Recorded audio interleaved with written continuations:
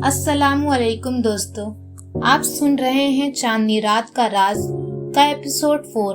पिछले एपिसोड में नूर और अरहम को एक पुरानी डायरी और एक खुफिया नक्शा मिला था। आज हम जानेंगे कि उस नक्शे के पीछे छुपा हुआ असली राज क्या है। तो चलिए बिना देर किए कहानी को आगे बढ़ाते हैं। एपिसोड 4, खुफिया रास्ता। कभी कभी राज खुद इंसान को अपनी तरफ खींच लेते हैं और फिर वापसी का कोई रास्ता नहीं बचता। नूर और अरहम भी अब एक ऐसी ही मंजिल पर खड़े थे जहां हर कदम एक नई हकीकत से पर्दा उठाने वाला था। रात मजीद गहरी हो चुकी थी। हवेली की पुरानी दीवारों पर चांदनी की मध्यम रोशनी पड़ रही थी। स्याह लिबास में खड़ा वो शख्स आहिस्ता आहिस्ता उनकी तरफ बढ़ रहा था। नूर ने घबराकर अरहम का हाथ मजबूती से पकड़ लिया। ये कौन है? अरहम ने धीमी आवाज में कहा, अगर मेरा अंदाजा दुरुस्त है तो ये वो शख्स है जो 25 साल से उस राज की हिफाजत कर रहा है। उसी लम्हे वो अजनबी मुस्कुराया और खामोशी से दीवार की तरफ इशारा किया। अगले ही लम्हे दीवार खुद ब खुद सरकने लगी। उसके पीछे पत्थरों से बनी एक तंग सी सीढ़ी नजर आई जो जमीन के नीचे जा रही थी। नूर और अरहम एहतियात से नीचे उतरने लगे। हवा में मिट्टी और पुरानी लकड़ी की खुशबू थी। चंद कदम बाद वो एक वसी ज़ेरे ज़मीन कमरे में पहुंचे। कमरे के बीचों बीच एक संगमरमर का संदूक रखा था जिस पर चांद का निशान बना हुआ था।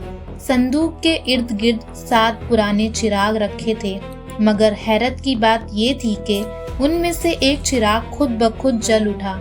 नूर ने लॉकेट संदूक की करीब किया। अचानक लॉकेट से नीली रोशनी निकलने लगी।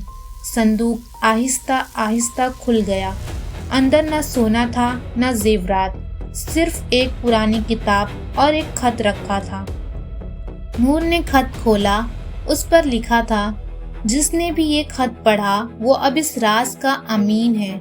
सच सिर्फ उस शख्स को मिलेगा जो खौफ से नहीं मोहब्बत से फैसला करेगा। उसी वक्त अरहम ने किताब खोली। पहले सफ़े पर एक तस्वीर बनी थी। तस्वीर में 3 लोग थे, एक नौजवान लड़की, एक नौजवान लड़का और एक छोटी बच्ची। नूर की सांस रुक गई। वो छोटी बच्ची बिल्कुल उस जैसी थी।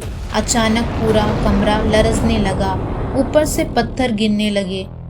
दूर अंधेरे से वही स्याह लिबास वाला शख्स बोला, किताब ले जाओ, मगर याद रखना, आज के बाद तुम्हारी जिंदगी कभी पहले जैसी नहीं रहेगी। नूर ने जल्दी से किताब उठाई। उसी लम्हे चिरागों की रोशनी एक साथ बुझ गई। हर तरफ अंधेरा छा गया।